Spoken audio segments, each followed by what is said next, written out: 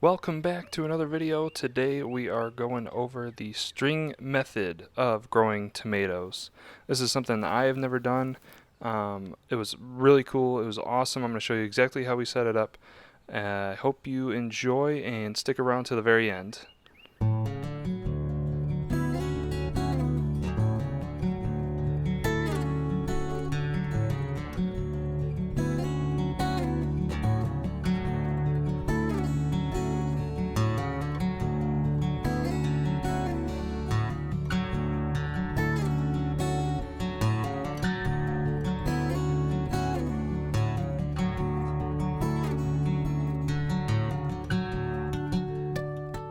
So obviously the first thing that you need to do any garden project is a pickup truck with some wood.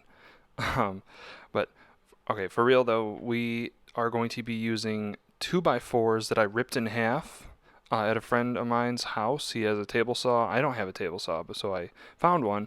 So I ripped some 2x4s in half so that we have 2x2s, and we're going to be putting those at the end and using them as anchor points for that green wire that I have here. Now that is a thin steel braided wire that's coated.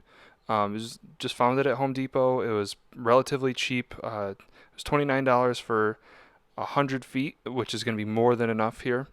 And so now what I'm showing is we are going to uh, shave off the ends so that, or one of the ends so that we can pound it into the ground easier. We want to make it more of a point.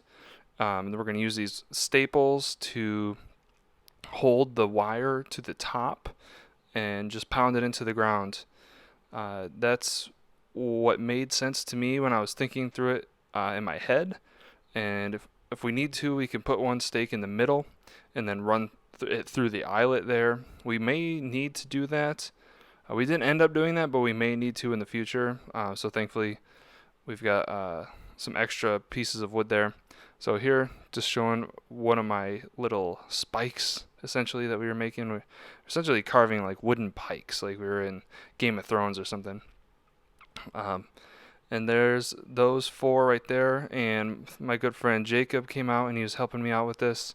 And there you go. He's got his grandpa's hatchet there. And here's a nice little slow-mo shot of making this pike so that we can drive it into the ground and hold our tomatoes up. Look at that. That's pretty cool.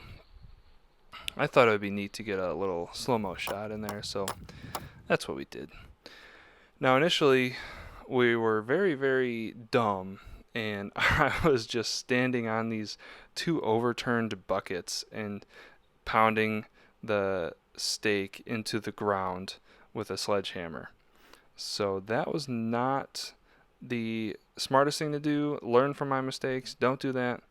But so you see here, we put it in at a little bit of an angle out because the line is going to be pulling it in, and that will just help counteract that force a little bit. So we went over here and we're going to grab these cinder blocks, and then I noticed there was something inside there, and if you're a little squeamish, you might want to look away. Oh, there they go. There's a bunch of mice in there. There's a bunch of baby mice with, a mama mouse. And I just felt like grabbing one. I would never have done that if I didn't have a glove on, because it just kind of freaks me out. But yeah, I grabbed a mouse and was just holding on to it. There was a ton of them in there. So that plan was not going to work.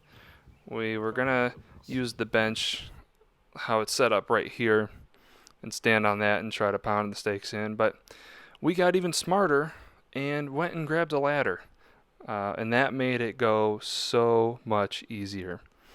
Unfortunately, while I was pounding one of the stakes, it shattered.